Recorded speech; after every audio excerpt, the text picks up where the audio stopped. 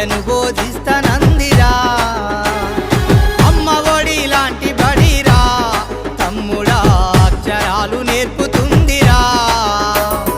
అంబేద్కరు నుండి అబ్దుల్ కలాము దాకా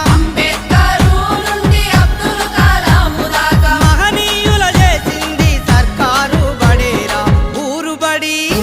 మన ఊరు బడి పిలుస్తుందిరా ఉచిత విద్యను